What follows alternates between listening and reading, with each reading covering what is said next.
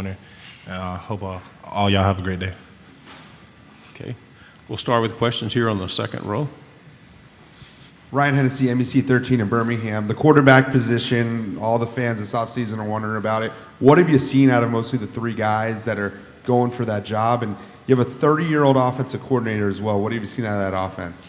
Out of the offense as a whole, I've seen a lot of great things. We're taking everything in stride and doing what we have to do to be great. We understand that we lost Bryce Young, so everybody around us is stepping up and taking it all in stride, not just trying to be great on the field, but off the field as well, in the weight room, nutrition, recovery, mobility, whatever it is. So we understand that our goal is to win it all, national championship. And as far as the quarterback room goes, it's just competition. Everybody's competing. They know it's up for grabs for anybody, so they're doing what they have to do to succeed. We'll stay on the second row, left side. JC, can you just be a little bit more specific about working with that new offensive coordinator, Tommy Rees, and what it's been like kind of getting to know him and how he's gotten to know the offense better since he's gotten Tuscaloosa?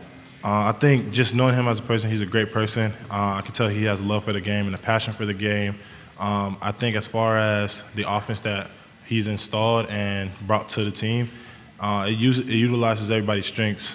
We do whatever we got to do for whatever our strength is to succeed on that play or the series or whatever it might be. So understanding that, I think we have a great group, and I think we have a great scheme that we're willing to just showcase and show the world. Front row, right. Chris Farblin, KCOU 81 FM.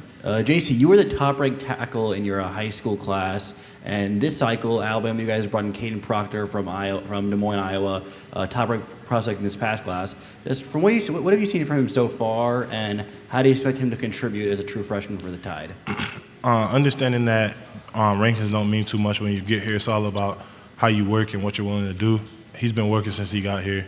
Obviously, nobody's perfect. We all have our ups and downs. So everything that he's been good at or great at, he's tried to get better at. And anything that he may have a weakness in, he tries to eliminate it every single day. He shows up with a great attitude, great mindset, extremely athletic, gifted, 6'8". He knows how to move. So he just knows who he is as a person, and he's humble about it and what he does in his everyday aspect. Left side, third row, and then pass the microphone up, please. JC, why do you think the past couple of years you guys in A&M have been such a close contest? 2 years ago, them beating you guys, last year coming down to the wire, and then just kind of what are you expecting, looking forward to this time going to College Station? As I was telling somebody earlier, experience is life's greatest teacher. I think that both years weren't just a regular, we show up to play. My freshman year, they had previously just lost 2 games, so I think as a group we didn't think they'd be ready to play us. And then last year, we lost Bryce, so I don't think we were mentally prepared for him not to play. I think that we need to do a better job at understanding that anything can happen. Anybody can go down at any given moment. They might or might not play the next game or however it may go. So that's just coming from experience. And I think that game, both games I played in, had a unique situation to them. Left side, second row, and then pass it down. JC, your first 2 years in Tuscaloosa, you see Georgia go on to win national championships out of the SEC. I mean, does that kind of drive you as far as getting Alabama back to that level? Yeah, it definitely motivates me. I've watched that game time and time again. I know our guys, we can compete with them. So just seeing them win just understands I'm not disrespecting them at all. I think they deserve to win. They worked really hard, but I know our guys deserve to have that platform as well. And just seeing them take the stage and take the opportunity that we knew was up for grabs that we could have taken, just fuel to the fire. In dial.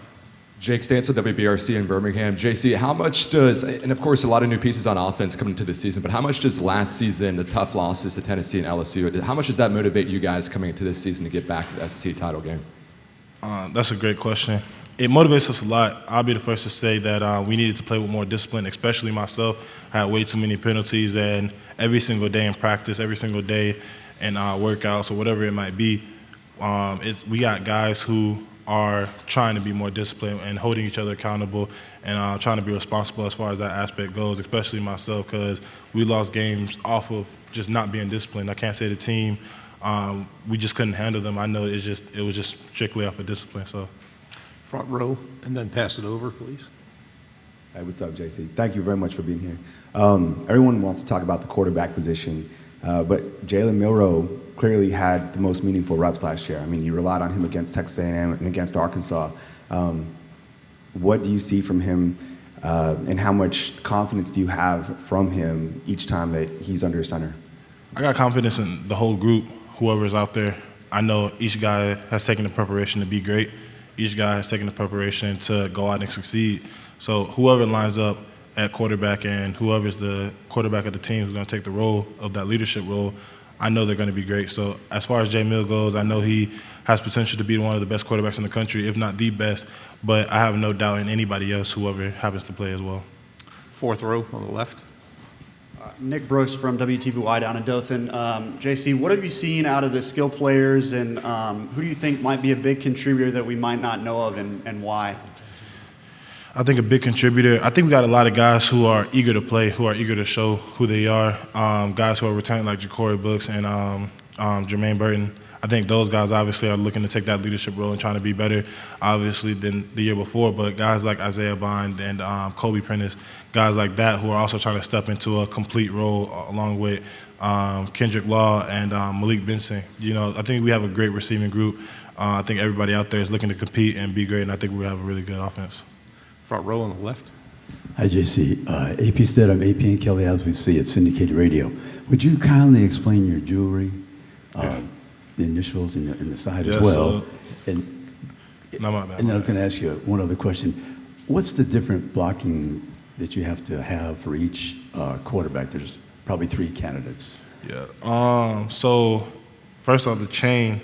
When I was a junior, that's when I first played O-line, and I kind of like my role model, or I wouldn't say role model, the guy I look up to was Deion, prime time. So I knew like that name came with a standard. You can't be called prime time if you're not making plays. So I wanted to have my own name, and that's why I came up with Trench King.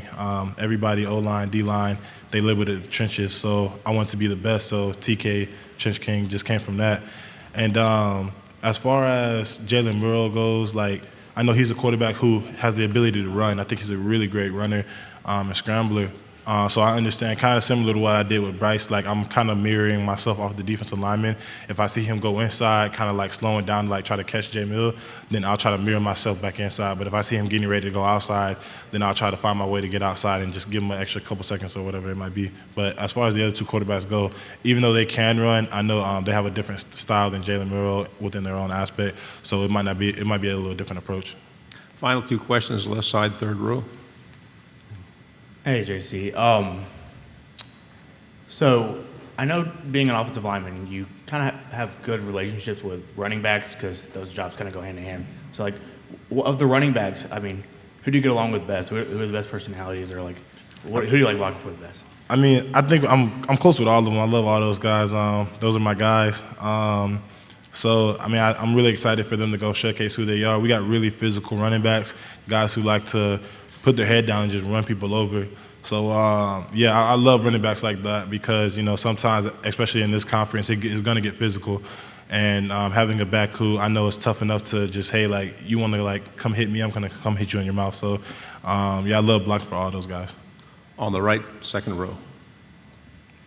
Dan Peck, ESPN 106.7 in Auburn. Along those same lines, Jahmyr Gibbs was a huge addition to the team last year. Do you feel like the running backs are ready to step up and replace him? Definitely, without a doubt. I think, especially at running back, from Jace to Roydell to Jamarian Miller and the freshman running back, Justin, I know all of those guys are out there performing at their best and doing what they got to do to be great. Each guy, whatever they have to do, whether it's mobility, whether it's field work, whether it's watching extra film, or just making sure they stay healthy and ready to go, they're all taking accountability and doing it.